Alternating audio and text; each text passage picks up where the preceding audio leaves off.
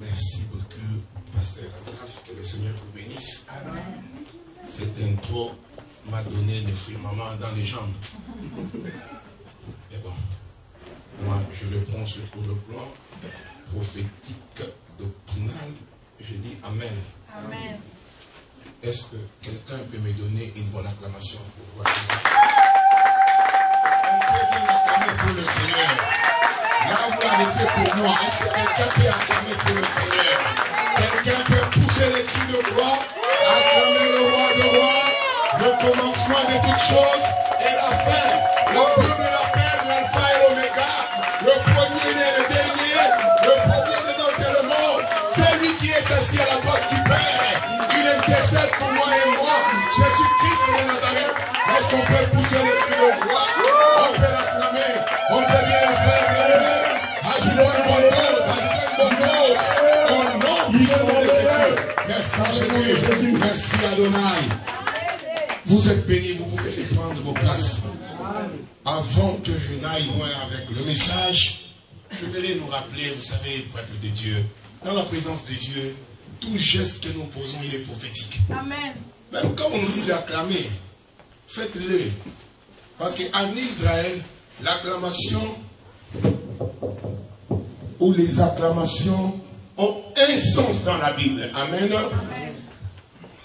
Le fait d'acclamer en hébreu, c'est le verbe taka. Et taka veut dire quoi? Parce que quand vous acclamez, vous allez vous rendre compte que vous devez ouvrir le bras, n'est-ce pas? On ne peut pas acclamer sans ouvrir les bras. Et nous avons deux bras, un bras à gauche et un bras à droite. Et quand vous les ouvrez, ça va de l'infini. Or, celui qui n'a pas de commencement ni fin, c'est Dieu, et ça va de l'infini. C'est tout simplement une action de grâce de dire à Dieu, tous mes problèmes de gauche, tous mes problèmes de droite, c'est toi qui as le pouvoir de les compresser, c'est toi qui les as eu. Est-ce que quelqu'un peut me donner une bonne acclamation? En comprenant cela, est-ce que tu peux acclamer le Seigneur? Tu reconnais qu'il est le Tout-Puissant, c'est lui qui a la mesure de compresser tes problèmes, toute adversité, tout problème que tu as, que ce soit de gauche, que ce soit de droite, c'est lui seul, le Tout-Puissant, qui a le pouvoir de compresser. Et pendant que tu le fais, je prie que cela soit ton partage. Tu ne sortiras pas ici tel que tu es venu. Si tu es venu avec un problème, le Dieu puissant est capable de broyer, de comprimer, d'annuler et de révoquer, que ne le fasse pour toi. Amen. Vous savez, le diable m'a beaucoup combattu cette semaine. Et hier, je me disais, si je ne me réveille pas bien, j'allais appeler le docteur Adela pour lui dire, docteur, je ne saurais pas venir. Le mercredi, je suis tombé très malade. Et le jeudi, alité du vendredi, je ne pouvais même pas parler. Ma voix complètement partie. Je me suis dit, si samedi, je me réveille comme ça, je vais appeler le docteur Adela pour dire, je ne viens pas. Comme il fallait faire aussi les tests de Covid, on a fait, Dieu merci, que cela a été négatif, sinon on n'allait pas me voir venir. Bon, j'étais fortement grippé, à tel enseigne que même ma voix est partie. Mais moi, en tant qu'enfant de Dieu, j'ai compris que le diable, c'est ce que Dieu veut faire parmi nous. Il attendait afin que nous puissions nous dire, bon, on ne peut pas, on est fatigué. Et Dieu, par son amour, comme il te connaît, il connaît le besoin que tu as, il nous a encore donné de la force pour qu'on soit heureux. Voilà pourquoi je te demanderai, avant que je n'aille loin avec mon message, je te serai bon gré que tu me donnes tes oreilles pendant un temps, et juste après le temps de la prédication, je te retournerai ton attention et tu vas partir avec ça. Mais pour ce moment, prête-moi les oreilles, parce que Dieu va nous faire du bien. Amen. Est-ce que quelqu'un peut acclamer le roi de roi? On acclame le Seigneur. Que Dieu soit loué pour la présence de chacun de nous. Je bénis l'homme de Dieu, le docteur Adela, ainsi que toute l'équipe qui travaille avec lui, pour nous avoir cédé ces temps, afin d'apporter la parole de Dieu aux enfants de Dieu. Amen. Que le Seigneur se souviennent d'eux pour le travail qu'ils sont en train de faire au milieu de nous. Nous sommes très contents d'eux. Et moi, j'ai toujours dit que non, si vous avez le docteur Adélard comme pasteur en présentiel, nous sommes ses enfants en mode virtuel. Et de bons enfants même. Amen. C'est un homme de Dieu que je suis depuis très longtemps et pour qui j'ai beaucoup de respect. Et je vraiment bénis Dieu qu'aujourd'hui, il est assis là-bas et moi je dois parler. L'autre dimanche, il pouvait quand même me permettre de sauter, de bouger parce qu'il n'était pas là. Maintenant qu'il est là, je me sens un tout petit peu intimidé. Nous bénissons le Seigneur parce que c'est Dieu lui-même qui parle. Amen. Et parmi les remarques qui m'ont été faites, c'était que non, tu avais quand même un peu bougé. Alors je comprends le fait que non, la maladie m'a aussi grippé. C'était pour me bloquer juste au pied. Donc aujourd'hui, même si vous ne voyez pas bouger, comprenez que non, c'est parce que le corps n'est pas tellement bien. Mais au moins ça va satisfaire le désir du docteur Adélard, je ne vais pas trop bouger. Amen. Hein? Amen. La dernière fois quand nous étions ici, on avait commencé un thème très important. Je nous ai parlé du Saint-Esprit et nous étions allés dans les livres de 2 Rois 2, 1 jusqu'à 14. Nous avions lu et nous avions tenté d'expliquer. Et le premier dimanche, on était jusqu'au niveau de l'intro. Mais dans l'intro, j'avais dit des choses capitales et je voudrais quand même revenir là-dessus afin de nous permettre d'avancer. Amen. Amen. Dans mon intro, je vous ai dit que dans cette écriture, il est question d'Élie le prophète ainsi qu'Élisée. Élie, avant de partir, il doit se choisir un disciple chez qui il allait donner son esprit afin que celui-ci puisse continuer sa mission. Amen. Et je vous ai fait voir que, remarquez que Élie ici est parmi les personnages dans la Bible où on ne décrit pas ses parents. Il sort de nulle part. Les deux, au fait, personnages avec Melchisedec, où on ne dit pas il est fils de qui. On nous dit seulement Élie de Tishbit. Et vous allez constater que même sa mort, il est parmi les 3 personnes dans la Bible à être enlevées. Élie n'est pas mort physiquement comme ça, où on l'a enterré. Donc même son début, même sa fin, nous prouve à suffisance que cet homme n'est pas un homme ordinaire comme toi et moi. Or, le seul homme spécial que nous connaissons, c'est le Seigneur Jésus-Christ, qui est venu de l'éternité. Il traverse la terre et il rentre encore à l'éternité. Mais avant qu'il ne puisse rentrer, la Bible dit qu'il va se choisir un disciple. Mais pourquoi il s'est choisi ses disciples? Il s'est choisi ses disciples avec une mission qui est que celui-ci, en restant sur la terre où il y est passé, il puisse continuer sa mission. Mais pour faire la mission d'Élie, il a fallu impérativement que les disciples puissent avoir la même onction ou le même esprit qui était en Élie. Mais le disciple dit à Élie, je voudrais que le même esprit, la même onction qui est sur toi, reste sur moi, mais cette fois-là en double portion. Amen. Amen. Élie regarde les disciples, il lui dit, ce que tu as demandé, c'est une chose difficile. Et je vous ai dit ici, en tant qu'enfant de Dieu, la chose difficile dans le monde, ce n'est pas d'avoir le mariage. La chose difficile, ce n'est pas de courir après le maison. La chose difficile, ce n'est pas de courir après le matériel de ce monde.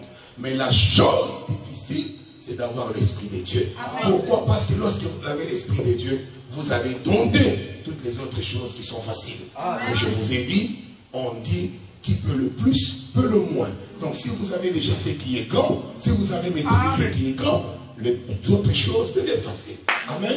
Amen. Comprenez par là que lorsque vous avez l'Esprit de Dieu, vous domptez les mondes. Amen. Tout devient facile. Rien ne peut vous nuire. Rien ne peut s'opposer à vous. Pourquoi? Parce que vous avez l'Esprit de Dieu. Et je vous ai ramené dans les livres de Genèse au commencement. La Bible dit, pour toute autre chose, Dieu parlait. Mais quand vient le moment de créer Adam, la Bible dit que Dieu s'est mis à travailler. Il a rassemblé la terre avec ses mains. Et il va former un être. Alléluia. Et je vous ai dit que si on pouvait zoomer out et prendre la photo, Adam était déjà là physiquement bien préparé. On pouvait voir Adam. Mais Adam n'était pas encore une âme vivante. Amen. Amen. Ce qui va faire que Adam devienne une âme vivante, c'est le Roua, l'esprit que Dieu a prononcé dans les narines d'Adam. Et en hébreu, c'est appelé Roua, qui veut dire vie, qui veut dire esprit. Donc nous comprenons que l'esprit de Dieu, c'est ça même la vie. Lorsque tu n'as pas l'esprit de Dieu, tu es mort. Adam était physiquement déjà bien.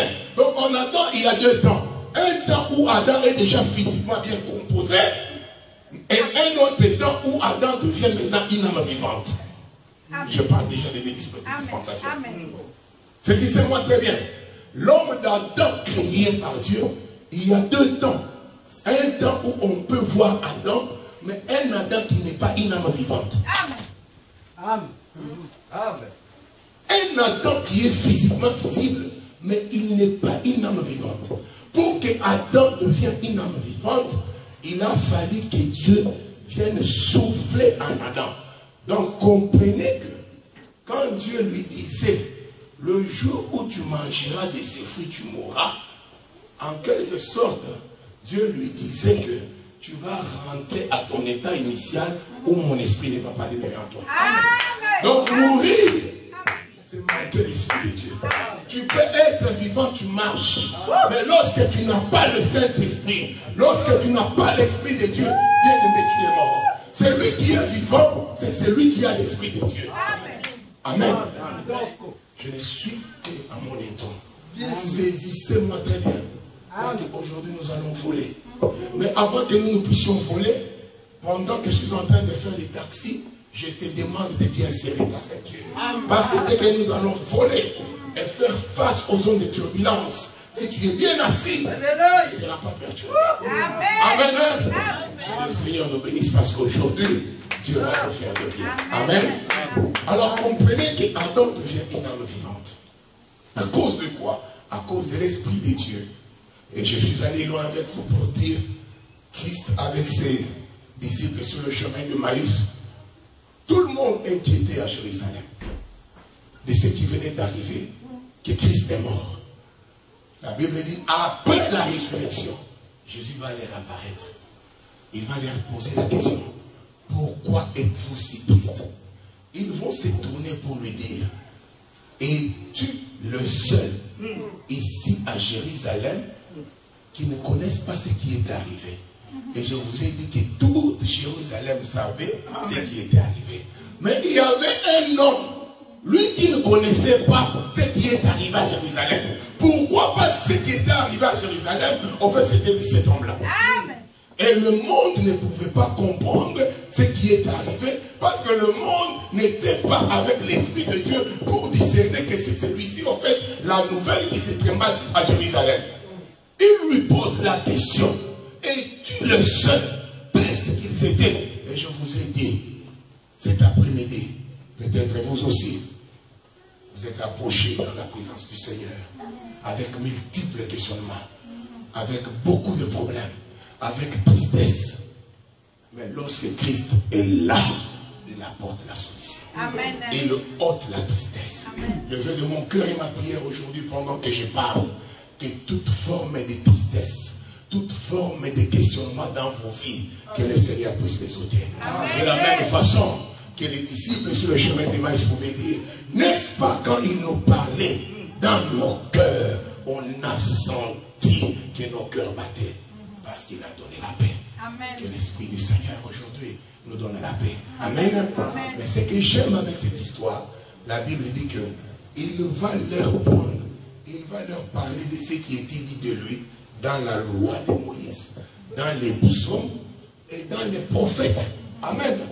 Ce n'est qu'après avoir parcouru avec eux la loi, les psaumes et les prophètes que finalement il va leur donner la capacité de comprendre les Écritures. Il va leur ouvrir l'intelligence pour qu'ils comprennent les Écritures. On ne peut pas comprendre les Écritures sans toucher Moïse, sans toucher la loi, les prophètes et les psaumes. Amen. Amen. Et je vous ai parlé ici, c'est que cela voulait dire en hébreu. Je vous ai dit que la loi, en hébreu, ça veut dire Torah, les 10 Pentateuque. Amen. Et les Juifs, dans leur culture, qui est une culture que Dieu s'est servi pour expliquer l'œuvre de la croix. Ils avaient l'habitude de diviser les choses en 3. Ça, c'est capital pour notre enseignement aujourd'hui. Amen. Hein? Ils avaient l'habitude de diviser les choses en 3. C'est pourquoi la première dispensation, et je vous ai défini la dispensation comme étant un temps, une période où Dieu se décide de se révéler d'une manière particulière à son peuple. Et selon la marche de l'humanité, Dieu s'est révélé en 2 temps. La première dispensation avec Israël, physique comme ça, et la deuxième dispensation avec nous. Mais avec Israël, puisque dans la culture juive, était question de diviser les choses en 3, cette marche-là a été divisée en 3. Je vous ai parlé de la Torah, qui est le Pentateuque, ou les 10 commandements, amen, ou la loi de Moïse que Dieu a donnée. Et après là, je vous ai parlé qu'il y avait, c'est ce que nous appelons les Navim. D'où vient le mot Nabi? Nabi en hébreu qui veut dire prophète. Dans les livres prophétiques, vous comprenez, tous les prophètes et consorts. Et je vous ai parlé du Ketuvim. Les livres poétiques, nous avons les psaumes, proverbes, vous comprenez. Mais c'était divisé en 3. Même la loi de Moïse elle-même. Je vous ai dit, Dieu avait donné 613 lois. La loi était divisée aussi en 3. Amen. La loi était divisée en 3. Je vous ai dit qu'il y avait les 10 commandements des Pentateuque, qu'ils ont appelé la Aser, Ad, Barim. Il y avait ce qu'ils ont appelé les lois cérémonielles, qui sont appelées les mitzvahs, et il y avait les Koga, qui ont le loi civile. Amen. Et c'est comme ça que même la loi que Dieu avait donnée à Moïse était subdivisée en 3. Donc pour comprendre la loi de Moïse, selon la culture juive, il fallait encore parcourir 3 chambres. C'est seulement quand tu parcours le 3 chambres que tu as la connaissance totale de la loi de Moïse. On est ensemble? Oui. Donc dans la culture juive, il était question de diviser les choses en 3. Ne soyez pas étonnés pourquoi même les patriarches, ils sont à 3. Nous avons Abraham le père, le sacrificateur. Nous avons Isaac, le fils qui est le sacrifice. Et nous avons Jacob, Israël, qui est les 12 prophètes. Donc c'était déjà Dieu qui annonçait qu'il n'y a qu'après les chiffres 3, selon sa pensée, que le 4e prophète viendra nous donner la véritable connaissance qu'on peut avoir que quand nous avions traversé 1, 2, 3. Abraham, Isaac et Jacob. C'est alors qu'on a la bonne compréhension d'Israël.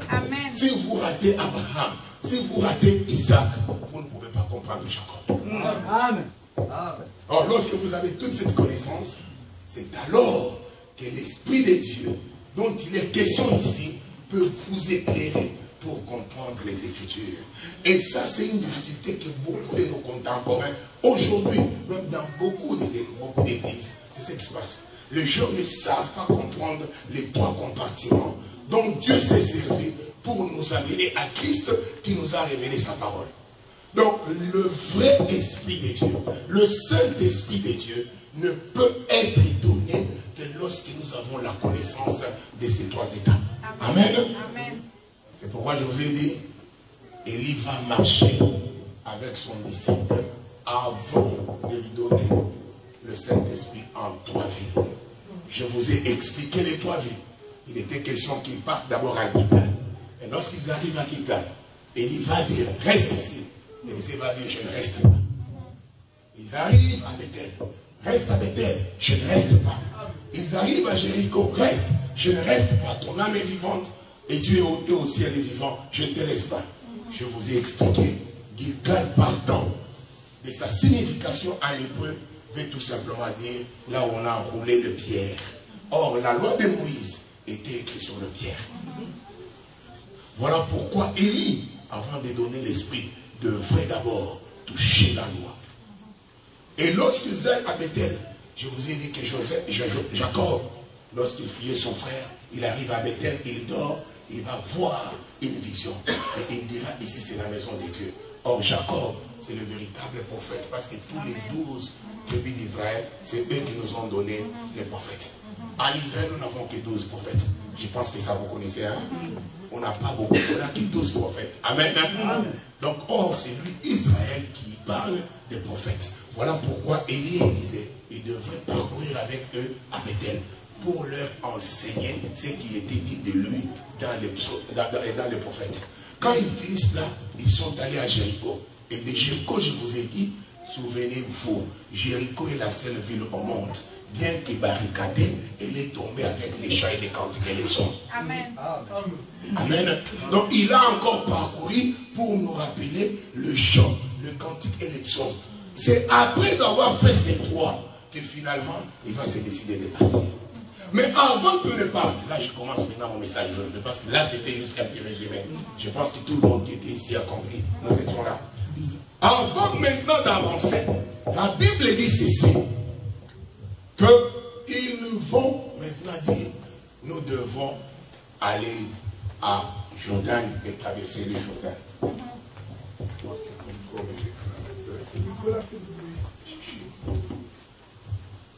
Merci beaucoup.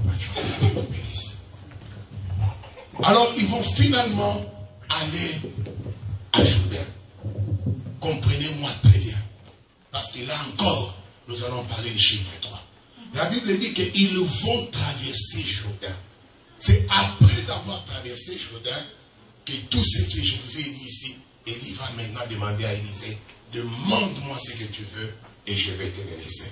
Pouvons nous tenir debout pour faire la lecture de la parole, pour que nous puissions tous être ensemble. Je vous ai dit que moi, il est question d'abord de respect et beaucoup plus pour attirer votre attention.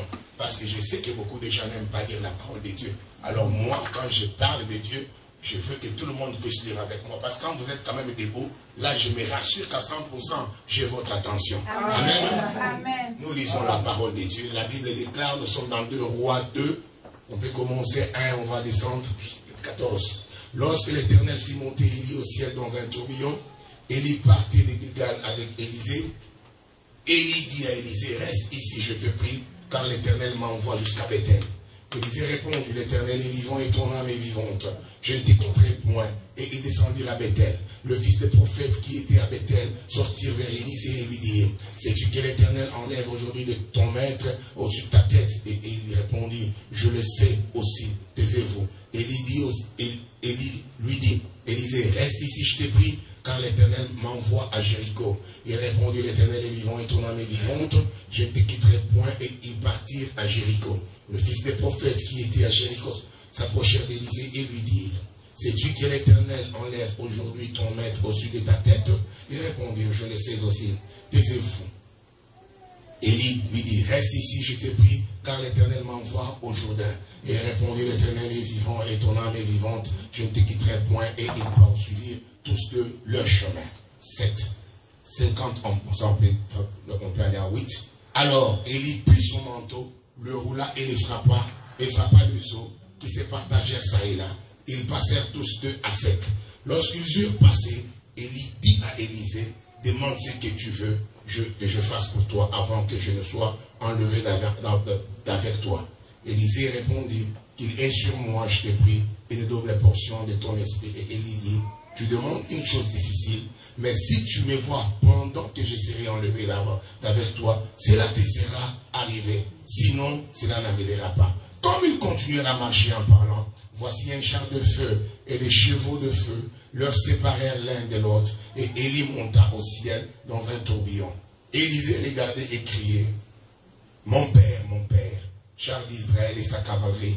Et il ne levait plus. Saisissant alors ses vêtements, il déchira en deux morceaux. Et il releva le manteau qu'Élie lui avait laissé tomber. Puis il retourna et s'arrêta au Jourdain. Il prit le manteau qu'Élie avait laissé tomber. Et il frappa les eaux et dit, où est le Dieu d'Élie? Lui aussi, il frappa les eaux qui se partagèrent ça et là. Et Élisée passa. Amen. Amen. On peut prendre place. Que le Seigneur nous bénisse. Amen. Ça, c'est une répétition. Les autres écritures que je les donnerai en passant. Amen. Amen. Mais ça, c'est l'écriture clé sur laquelle je m'appuie pour apporter le message d'aujourd'hui. Bien-aimé, comme je disais, finalement, après avoir fait le 3, Élie décide de traverser le Jourdain. Or, le Jourdain, c'est un fleuve qui existe même maintenant. Si nous allons en Égypte, en Israël, nous allons voir les Jourdains. Souvenez-vous, quand Israël a quitté Égypte, ils ont traversé la mer Rouge, mais avant d'entrer en Canaan, il fallait qu'ils traversent les Jourdains. Amen. Et là, il y a quelque chose de très capital qui va se passer. Qu'est-ce qui va se passer? Josué, sous la conduite de Josué, juste après la circoncision, parce que Dieu venait de lui dire, vous devez vous circoncire. Parce que toute cette génération, c'est une génération qui n'a pas été circoncis. Donc vous devez laisser la chair. Donc quand on quitte le monde, en tant qu'enfant de Dieu, la prochaine étape qui nous est demandée, c'est l'eau. C'est le baptême. Et le véritable baptême. Je vais vous faire voir comment cela est possible. Juste après Gilgal, ils vont finalement se dire, nous devons traverser le Jourdain. Mais pour traverser le Jourdain, Dieu va opérer un miracle, ce n'est pas ça mon sujet. Et les enfants d'Israël vont encore traverser à sec. Amen. Et quand ils vont traverser le Jourdain à sec, ils vont laisser là un autel. Ils vont prendre 12 pierres et ils vont construire un autel là. Amen. Or, sur l'autel, on ne peut que voir un sacrifice. On ne peut pas parler d'un autel lorsqu'il n'y a pas un sacrifice. Or, quand je parle d'un sacrifice, je suis en train de parler de la mort. On ne parle pas de l'autel lorsqu'il n'y a pas une mort constatée. Mais vous allez vous rendre compte que pendant l'ère traversée, ils ne l'ont pas laissé un sacrifice que Dieu a agréé. Donc cet autel attendait un sacrifice. Cet autel qui était en fait construit dans le Jourdain attendait un sacrifice qui allait venir monter là-dessus. C'est dans le Jourdain que le sacrifice que Dieu allait agréer devrait être joué. Donc lorsque nous parlons de Jourdain, nous sommes en train de constater une mort. Or, on ne peut pas parler de la mort lorsqu'il y avait premièrement une vie qu'on abandonne, qu'on laisse et qu'on commence une autre nouvelle vie. Et qu'on ressuscite. Amen. C'est sur le Jourdain que finalement, lui aussi, Élie, va demander à Élisée, bon, allons-y de l'autre bord. Il va ouvrir et ils vont traverser. Donc comprenez que Élisée ici qui traverse le Jourdain, il fait exactement le même acte qu'ils avaient fait, mais tout en sachant qu'ici il y a une mort. Donc Élisée venait de mourir et de l'autre côté il venait de ressusciter. Donc Élisée annonçait déjà la mort du véritable sacrifice qui allait venir. Que pour avoir l'esprit, il faut impérativement mourir et ressusciter. Il faut impérativement passer par les eaux de baptême. Voilà pourquoi nous les enfants de Dieu, le baptême est capital. Je ne parle pas de l'eau là, on jette quelque part là comme ça. Ah, non. Le baptême, c'est l'immersion, on te prend, on te plonge dans l'eau et tu ressuscites avec Dieu. Comme pour dire, l'ancienne et la vieille vie qu'on avait, vous comprenez bien aimé, meurt et on ressuscite. Et lorsqu'on sort dans les eaux, là on devient maintenant prêt pour recevoir l'esprit, pour recevoir la chose difficile. Voilà pourquoi j'insiste, pour la marche d'un enfant de Dieu, le baptême est capital. Le baptême d'eau, où vous mourrez et vous ressuscitez avec Christ. Parce qu'il y a beaucoup d'enfants de Dieu aujourd'hui qui ne comprennent pas ces choses. Si Dieu lui-même l'a fait, c'était pour nous donner un modèle. Et nous, en tant que ses enfants, nous ne pouvons que faire cela pour avoir l'Esprit de Dieu. Je prie aujourd'hui que Dieu nous fasse grâce qu'on comprenne ces choses. Parce qu'après cette prédication, moi je voudrais que l'Assemblée des Saints de Gatineau puisse expérimenter des miracles, puisse expérimenter de grandes choses. Je vous ai dit, la seule bonne façon de réussir, c'est d'avoir la chose difficile. Donc quand nous allons prêcher et finir, moi je crois fermement que le Dieu qui nous a envoyés, une fois qu'il va constater que nous avons parcouru tous les 3 compartiments et que tout est en ordre, la chose difficile dont il est question nous sera donnée. Pour ceux-là qui ont déjà fait des choses difficiles, nous allons activer et remercier Dieu et les choses dans nos vies doivent changer. Il devrait traverser les Jourdains. Et je vous informe encore ici que le Jourdain géographiquement comme ça, il est divisé en 3. les Jourdains à trois sources principales. Le Jourdain supérieur, le Jourdain moyen et le Jourdain inférieur. C'est au niveau du Jourdain inférieur qu'on appelle en français les quais, où on baptisait. Où on appelait les gens pour se faire baptiser. Souvenez-vous, Jean-Baptiste faisait baptiser les gens. Quand je parle du gué, le gué dans une rivière, c'est un passage facile où on peut traverser avec le pied. Parce que dans une rivière ou bien dans un courant d'eau, ce n'est pas partout où vous pouvez traverser. Il y a d'autres places où l'eau peut se submerger. Mais les gens qui habitent tout près des rivières savent qu'il y a d'autres places où il n'y a pas beaucoup d'eau. On peut facilement traverser. J'aimerais que vous me compreniez. Où on peut facilement traverser. Le Jourdain supérieur à la source, on ne peut pas. Le Jourdain moyen, on ne peut pas. Mais c'est en fait au Jourdain inférieur où on peut. Ah, je prie que Dieu m'aide à vous faire comprendre ces histoires. Donc le Jourdain lui-même, qui attendait les sacrifices, qui attendait que quelque chose soit mis sur l'autel, on ne pouvait le traverser qu'au Jourdain. J'aime ça. Yeah. C'est bon. Bien-aimés dans le Seigneur, vous savez, les défauts avec nous, quand on commence comme ça, on risque même de quitter dans la prédication, aller à autre chose. Ma prédication n'est pas ça, hein? Mais comprenez les Jourdains. C'est seulement là alors qu'ils vont traverser. Que la mort est constatée. J'insiste même pour nous, enfants de Dieu, le baptême est capital et d'une importance capitale. Amen. Et c'est seulement quand il traverse. Donc Élie va mourir et ressusciter que Élie demande finalement. Demande-moi quelque chose. Et moi, je te donnerai.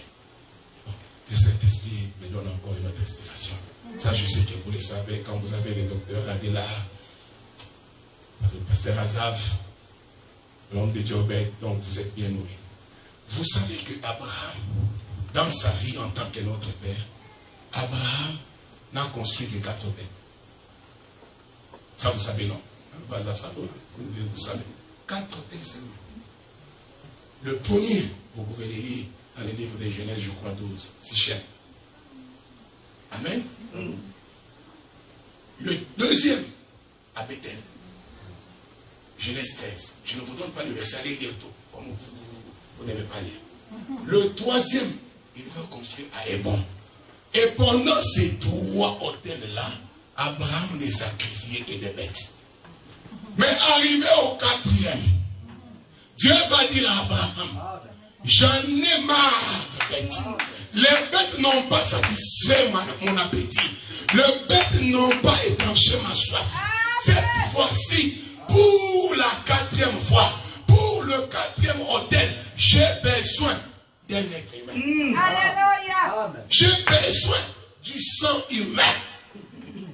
Les bêtes que tu m'as données 3 fois n'étaient pas suffisantes. Je parle encore du chiffre 3. Comprenez-moi bien. Il a fait 3. Je vous épargne la signification des 3 villes encore. Mais c'est seulement après 3 que Dieu va lui dire, Abraham, donne-moi ton fils. Amen. Donc Dieu poursuivait le fils. Mais pour atteindre le fils, il fallait parcourir 3. Amen. Et c'est seulement quand on parcourt 3 que le fils finalement doit monter sur l'autel. Souvenez-vous même, docteur Adela, je pense que là, vous pouvez m'appuyer. Quand Dieu demande ces mêmes fils-là, Abraham va prendre du bois. La Bible dit qu'il va prendre le bois et il va le fondre. Pas les bois au pluriel, un bois. Il les coupe en deux. Fondre veut dire le couper en deux. Il les charge là. Mais écoutez-moi bien. Ils vont faire 3 jours de marche. 3 jours encore. C'est après avoir marché 3 jours. Bien-aimé, Dieu s'est révélé qu'après le chiffre 3. Quand ils font le 3 jours, finalement, il va lever les yeux. Est-ce que tout ce temps, Abraham ne levait pas les yeux? Non, jamais Dieu. C'est seulement après 3 jours que Abraham pouvait finalement lever les yeux. Je prie et je déclare sur ta vie, toi, le fils d'Abraham. Parce que la Bible ne nous dit pas tel qu'il est, tel que nous sommes. Si tu as déjà longtemps marché, tu n'as rien vu, qu'au travers de cette prédication, Dieu puisse te lever la tête et que tu vois ce que tu as toujours cherché. Abraham va finalement voir le monde déjà où il va tuer son fils. Donc comprenez que l'autel attendait un homme. Et il vient comme 4. Donc ça vous avez compris. Hein? À partir d'aujourd'hui, sachez-le très bien. Abraham avait construit dans toute sa vie 4 autels. Le 3 premiers c'était de bêtes. Le 4e, Dieu lui dit ton fils. Et quand il donne le 4e, on n'a plus jamais parlé d'Abraham. Ah, tu ne m'as pas compris. Écoutez-moi bien. La Bible dit que c'est seulement quand ils finissent comme ça. Ils arrivent de l'autre côté. Élisée demande maintenant. Élie plutôt demande-moi quelque chose. Et il va lui demander l'esprit. Il a demandé quoi? Il lui a demandé l'esprit. Mais quand Élie monte, qu'est-ce que Élie lui laisse? Élie lui laisse le manteau. Donc facilement nous pouvons comprendre que le manteau c'est l'esprit. Voilà. On n'a pas besoin d'un dessin pour comprendre. Parce que lui a demandé l'esprit. Mais Élie lui laisse le manteau. Et là je conclus que le manteau ici représente l'esprit dont il avait besoin. Amen. Et remarquez une chose. Il ne l'a pas nié. Lui aussi est allé directement prendre le manteau. Pourquoi? Parce qu'il savait que c'est ça l'esprit dont je demandais. Voilà. Amen.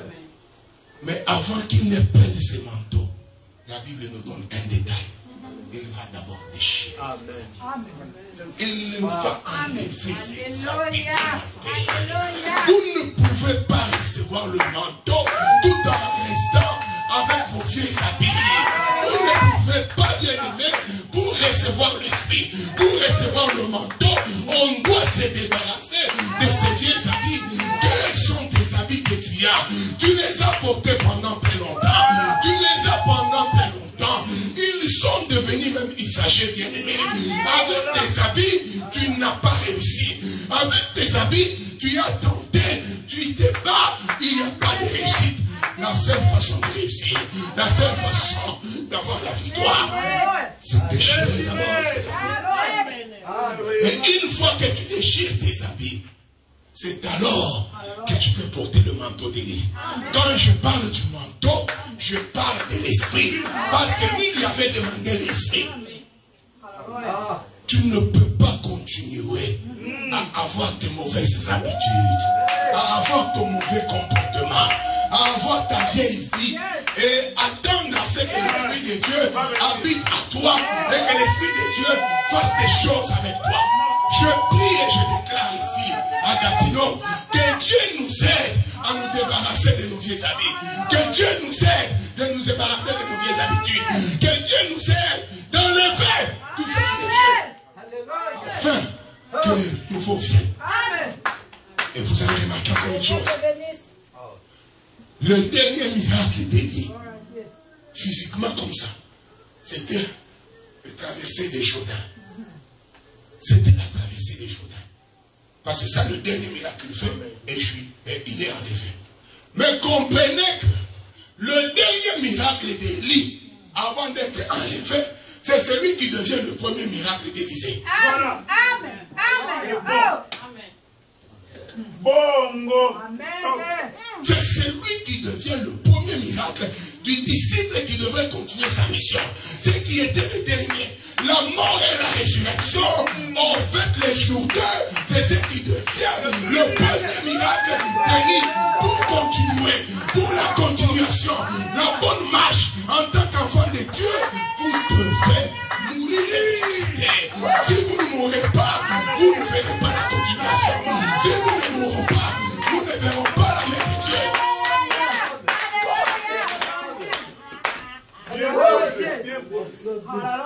Amen. Je prie que Dieu nous aide à comprendre ces choses. Et que nous puissions marcher dans la lumière de la parole de Dieu. C'est alors que nous réussirons. C'est alors qu'on aura du succès.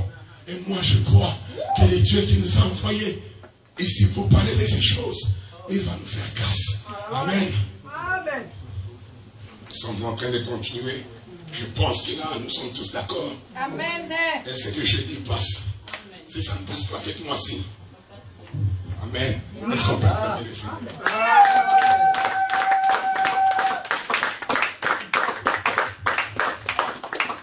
Je disais que le dernier miracle d'Élie devenait le tout premier pour Élisée. Élisée ici, qui est la continuation de l'œuvre d'Élie, qui est un disciple sur qui Élie devrait déplacer son manteau pour continuer sa mission. Et je nous ai parlé, Élie, comme le véritable Jésus-Christ, qui avait marché aussi avec ses disciples pendant 3 ans. Il leur disait, partez. Il ne partait pas. Pierre lui a dit, à qui irions-nous? C'est toi qui as la parole de vie. Et ce n'est pas après ça qu'il va leur laisser les pouvoirs. Tout pouvoir m'a été donné. Amen. Mais comme je vous ai dit, et à leur tour, devraient aussi passer par le même chemin qu'Élie avait emprunté. Mais maintenant, examinons le manteau. Lorsque je pars en hébreu pour comprendre le terme de ce manteau, c'est là que je vais maintenant comprendre pourquoi le Saint-Esprit, cette fois-là, devrait être typifié par un manteau. Je ne suis pas ici pour vous dire que dans la Bible, le Saint-Esprit n'a été parlé que d'un manteau. Non. Le Saint-Esprit a été parlé de plusieurs façons. Amen. Vous comprenez? D'autant plus que la Bible dit que Dieu nous a parlé de plusieurs façons par nos pères. Vous comprenez? Amen. Dieu a répété les mêmes choses. Mais ici, il est question du manteau. Le terme qui est utilisé en hébreu pour parler de ces manteaux d'Élie est appelé Adéref. Mais qu'est-ce que Adéref veut dire? Pour que nous puissions comprendre Adéref bien, nous devons aller comprendre quand est-ce que ce terme a été premièrement utilisé. Parce que Dieu, quand il fait des choses, c'est beaucoup plus au commencement qu'il s'annonce. Parce que nous, comme nous sommes là, nous savons que toute la Bible est dans les 7 créations, dans les 7 jours de la création. N'est-ce pas?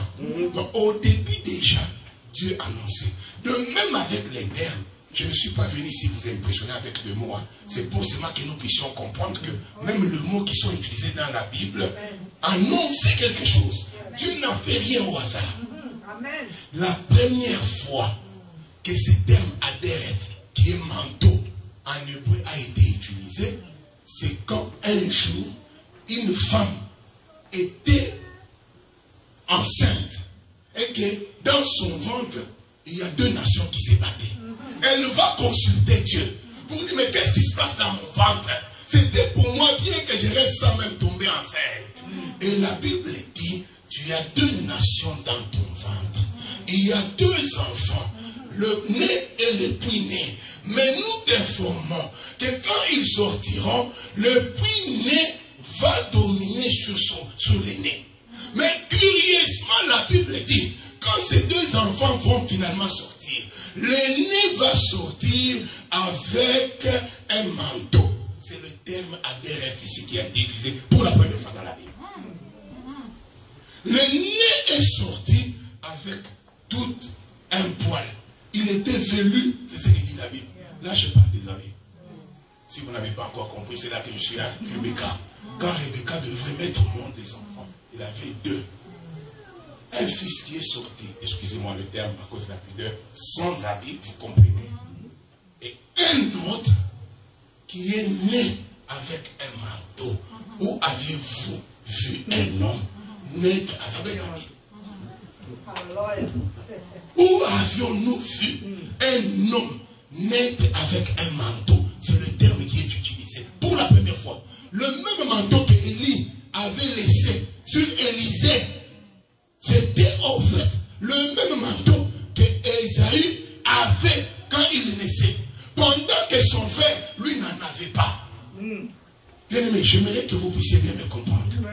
Et là, nous comprenons que Adéref ou manteau veut tout simplement dire la gloire, veut tout simplement dire le droit d'aînesse. Parce que dans la culture juive, Dieu avait installé les choses telles que la bénédiction, la continuation de la progéniture doit tomber sur l'aîné. Amen. Donc c'est le premier-né qui avait le droit de recevoir la bénédiction parentale. Les autres là, on pouvait les bénir aussi comme ça. Mais celui qui continuait le nom du Père, celui qui continuait en fait la famille, c'était le premier-né. Voilà pourquoi Dieu, en tant que véritable mathématicien, il s'est dit ici, il y a 2 enfants. Mais pour qu'il y ait une distinction, l'autre doit naître avec un manteau. Voilà. Donc le manteau, c'est un signe distinctif. Amen. Je prie que Dieu te donne les manteaux aujourd'hui. Là où tu étais rejeté, là où tu étais maltraité, tu seras distingué. Plus jamais tu vivras la richesse. Pourquoi? Parce qu'en ce jour, Dieu te donne le manteau. Je déclare sur toi qui m'écoute que le signe distinctif va t'accompagner. Si partout où tu partais, toi on te regardait comme ça. Si dans ta famille, tu étais le moindre, aujourd'hui, à cause du manteau qui est le signe distinctif, toi tu seras distingué. Amen. Je proclame la distinction sur ta vie. J'annonce la gloire sur toi. J'annonce la splendeur. J'annonce la grandeur. J'annonce l'auteur. J'annonce la célébrité. Parce que c'est ça que veut dire à des rêves en hébreu. Ça parle de la grandeur. Ça parle de la hauteur. Ça parle de la gloire. Ça parle de la magnificence. Tout ce qui est beau est ton partage. Tout ce qui est victoire est ton partage. Je mets un terme à l'échec parce que l'échec n'est pas ton partage. Tu as le manteau, tu as l'Esprit de Dieu. Donc, quand Ésaü sort, il sort avec un manteau. Et ici, c'est pour que nous puissions comprendre le manteau d'Élie. Et ce manteau les distinguait de son prière.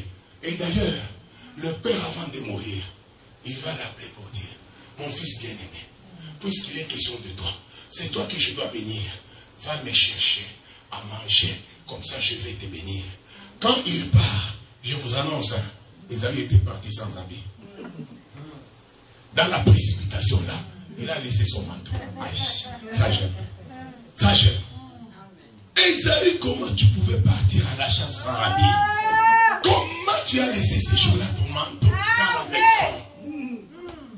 Et Ésaü, pour ceux-là qui comprennent le langage, c'était naturel. Mais je suis déjà dans les auteurs pour vous dire qu'il avait laissé son manteau dans la maison. Amen. Ésaü part pour que le pater puisse distinguer le puîné de l'aîné. Il a fallu qu'il touche le manteau d'Ésaü. Et il dit, approche. Donc vous comprenez que c'est le manteau qui était le seul signe distinctif. Amen. Amen.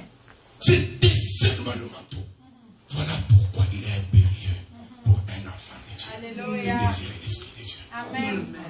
La seule chose qui va te distinguer dans le monde, c'est le Saint-Esprit. La seule chose qui va t'élever, c'est l'Esprit de Dieu. La seule chose qui nous amènera même au ciel, c'est l'Esprit de Dieu. Amen. Donc la seule chose qui allait le distinguer, c'était le manteau. Et le pater lui dira même, par la voix, je sens que c'est Jacob. Que je ne veux pas bénir. La loi ne m'oblige pas de te bénir. Mais quand je touche, à cause du manteau, à cause de la dérèque que tu as, parce que toi tu étais principalement l'aîné, d'où vient que maintenant tu as le manteau? Donc toi, c'est Ésaü. Parce qu'il n'y a que Ésaü qui avait le manteau. Or, Ésaü est le premier-né. Mais il devrait laisser son manteau. En passant, je vais offrir quand même une parenthèse pour nous dire, vous savez, surtout nous, à l'évangile éternel, on a quand même aussi trop, pas négligé, je peux dire, mais mis de côté certains aspects spirituels et réalités spirituelles. Tout ça aussi arrive pourquoi? Il est vrai que Dieu avait déjà dit que non, le puîné va supplanter son frère. Mais dans la réalité comme ça, un jour, on a vu Ésaü qui est venu. Il a vendu son droit d'aînesse. Par conséquent, il ne pouvait pas. Voilà pourquoi, en tant qu'enfant de Dieu, nous devons veiller aussi à ce que nous disons et ce que nous faisons. Le monde spirituel existe. Les réalités spirituelles existent. Déjà dans le monde spirituel, à cause de cet acte-là, Ésaü ne pouvait plus encore réclamer le droit d'aînesse. Combien d'entre nous se compromettent? Combien Combien d'entre nous célestes, bien-aimés? Le monde spirituel existe. Et ce qui est déjà dans le monde spirituel, c'est ce qui détermine ce que tu es. Amen. Ah, tu ne m'as pas compris. Je vous donne un exemple. Dans le livre de Zacharie, il est dit par Zacharie qu'il va voir le sacrificateur Josué au ciel avec des habits sales. Or, un sacrificateur ne peut pas avoir les habits sales. Pendant que lui le voyait au ciel avec les habits sales, Josué, comme ça, dans la réalité, il était chez lui en train de manger les faux. Je ne sais pas si vous comprenez. Hein? Mais dans le monde spirituel, il est debout avec les habits sales. Bien aimé, le monde spirituel a un grand impact dans ce qui nous arrive. Amen. Esaïe vend son droit d'aînesse comme Israël. Finalement, le petit va prendre la gloire. Il va prendre la position et le pouvoir. Ici, c'était juste pour nous amener à comprendre le manteau dont il est question. Vous voyez là où on parle du manteau pour la première fois dans la Bible. Donc là, nous comprenons finalement la signification du manteau que Élie devrait laisser à Élisée. Est-ce que c'était juste un manteau naturel? Non. Parce que Élisée lui avait demandé l'esprit. Et là, nous comprenons que Dieu voulait nous amener à comprendre ce que le manteau réellement veut dire. Donc nous avons tous compris la gloire, la magnificence, l'élévation, la hauteur, splendeur, célébrité, gloire, honneur sont ceux qui sont attachés au manteau. Amen. Une autre fois où on parle du manteau, c'est en Jonas 3,6. Lorsque nous lisons, la Bible dit qu'un jour, la ville de Ninive est tombée en guerre. Le roi va s'élever, vous pouvez le lire, je vous ai déjà donné le passage. Le roi va s'élever, il va enlever son manteau et il va porter les habits, un sac de deuil. C'est le même terme qui est encore utilisé en hébreu, Aderek. Donc l'habit de gloire qu'il portait, l'habit royal qu'il avait, c'était ces mêmes manteaux-là. Je me limite avec ces deux exemples pour nous faire comprendre que vous comprenez ici que le manteau, c'est l'habit de gloire. Le manteau, c'est l'habit distinctif. Le manteau, c'est ce qui distingue le roi d'avec tout le monde. Lorsque vous avez le manteau, vous êtes distingué. Voilà pourquoi je t'annonce, toi, enfant de Dieu, à cause du Saint-Esprit, ta place, ce n'est pas la bassesse. Ta place, ce n'est pas l'échec. Ta place, ce n'est pas le dernier. Mais toi, tu es appelé à vivre comme un roi, distingué dans tout ce que tu fais. Amen. Amen. Amen. Je prie de tout cœur que Dieu nous distingue. Parce que lorsque nous avons son esprit, c'est nous distinguer. Son esprit amène la grandeur. Son esprit amène l'élévation. Son esprit amène la distinction. La Bible dit qu'il va enlever son manteau, son adérec de gloire royale pour porter le sac. Donc là, nous avons compris que non, le manteau, ici, ça parlait tout simplement de la gloire, de la magnificence, de la puissance du droit d'aînesse. Donc, Élisée n'était pas l'aîné. Élie était l'aîné qui devrait laisser son manteau, qui devrait passer le droit d'aînesse à Élisée, afin qu'Élisée puisse en fait opérer comme Élie. Pour réussir à faire la mission d'Élie, il doit y avoir un transfert de pouvoir. L'aîné doit cesser d'être aîné et donner son pouvoir au plus né. C'est exactement ce qui s'est passé avec Israël, qui est venu le premier. Et Israël n'a pas reconnu Christ. Finalement, Christ va tourner son dos pour nous les nations. Amen. Nous qui n'avions ni droit de citer en Israël, nous qui étions très loin.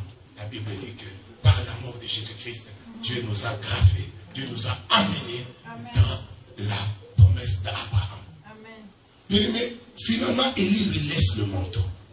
Et quand Élisée prend le manteau, comme je vous disais, Élisée finalement déchire ses habits et il prend le manteau d'Élie.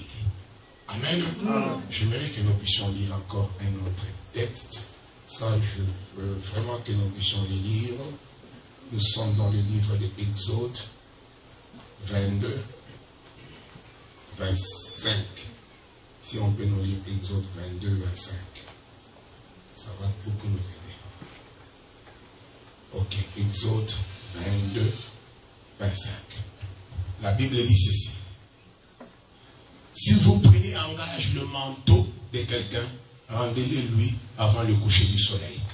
Car il n'a que cela pour se couvrir et protéger son corps. Amen. Je ne sais pas si ça dit dans votre version, mais moi je suis dans version français courant. C'est ce que ça me dit, Exode 22, 25. Dieu vient dans la loi de Moïse.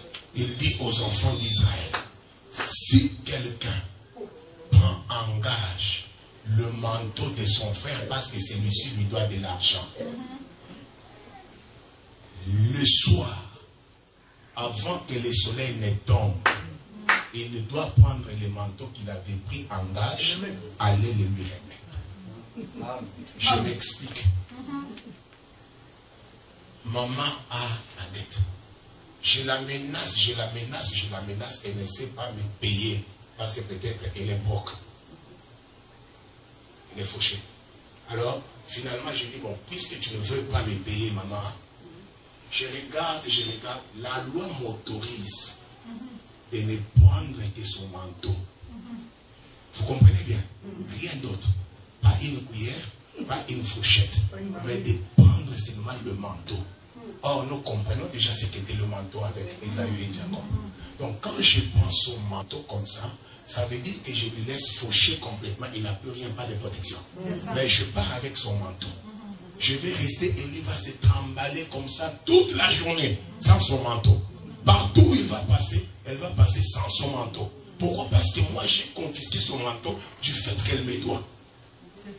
Mais la Bible dit, lorsque le soir, lorsque le soleil va se coucher, moi qui avais pris le manteau de maman, même si je suis à Toronto, je dois courir vite de Toronto jusqu'à chez maman, lui remettre son manteau. Qu'elle paye, qu'elle n'ait pas payé, mais je dois lui retourner le manteau. Pourquoi? Parce que le soir est venu. Pourquoi? Parce que le soleil se couche. Et à la Bible d'ajouter, avec quoi se protégera-t-elle? Avec quoi fera-t-elle face à toutes les perturbations atmosphériques nocturnes? Donc le manteau permet à ce qu'elle puisse faire face à toutes les perturbations atmosphériques nocturnes. Donc la nuit, il y a plusieurs choses qui arrivent. Ce qui nous protège, c'est en fait le manteau. Lorsque vous avez le manteau, vous pouvez facilement faire face à toute perturbation, à toute attaque, à tout ce qui s'élève pour vous nuire. Parce que la nuit, on ne voit pas. Pendant la journée, facilement tu peux voir une mouche tsetse, tu peux facilement voir un moustique. Mais la nuit, comme tu ne sais pas voir, pour te protéger, pour que tu sois dans une évidence que tu es protégé, tu dois avoir ton manteau. Même si tu devais à quelqu'un, la personne est obligée de te retourner ton manteau. Alléluia. Amen. Je pense que nous avons tous compris les deux temps ici.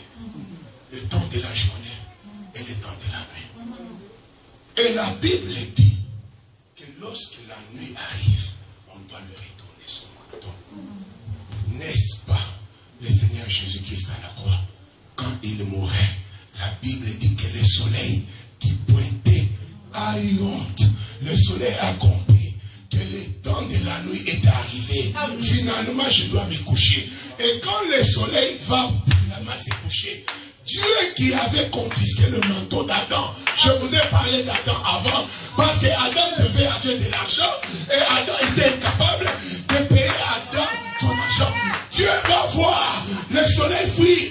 Dieu va finalement dire, hey, la nuit est en train d'approcher, je dois vite courir, quitter le ciel, et venir remettre à mon fils Adam son manteau, parce que Adam doit traverser maintenant la nuit. Adam doit faire face à toutes les perturbations atmosphériques de la nuit. Comment il fera? Je ne peux pas me contredire, parce que ma loi m'oblige à ce que dès que la nuit arrive, je dois retourner le manteau. Que Adam ait payé ou pas, la nuit a réglé son problème. Que Adam ait l'argent ou pas, la nuit a réglé son problème. Et quand Dieu a vu la nuit venir, il a retourné le manteau. est venu, il nous a donné le manteau. Voilà pourquoi, toi qui es dans le Seigneur, seulement l'élévation est ta part, la grandeur est ta part, parce que tu as le manteau pour faire face à tout ce qui se passe dans ce monde. Il n'y a rien qui puisse t'élever. Pourquoi? Parce que ce jour, à la croix, Jésus-Christ avait finalement dit, Père, pardonne-leur, la nuit entre. Par conséquent, sans manteau, ils ne peuvent pas faire face à tout ce qui se passe la nuit. Et Dieu nous a retourné son manteau. Dieu nous a donné son esprit. Dieu nous a donné sa gloire. Dieu nous a donné sa grandeur. Dieu nous a donné le droit de naître pour faire face à tout ce qui est comme perturbation nocturne. Voilà pourquoi je déclare sur ta vie, toi qui m'écoutes, que le coronavirus frappe, que le cancer frappe, que la pauvreté frappe. Ça ne sera pas ton partage. Ça ne sera pas ton partage. Parce que toi, tu as le manteau qui te couvre. Toi, Dieu t'a remis le manteau. Tu ne seras pas parmi. C'est là qu'on comptera qu'ils ont échoué. C'est là qu'on comptera que les moustiques les ont piqués. C'est là qu'on comptera que les mouches les ont piqués. Tu ne tomberas pas. Tu ne mourras pas. Parce que le manteau, parce que la gloire nous a été remis. C'est sur cette note que j'ai clôturé. Pasteur Azaf. Moi, je donne le Seigneur.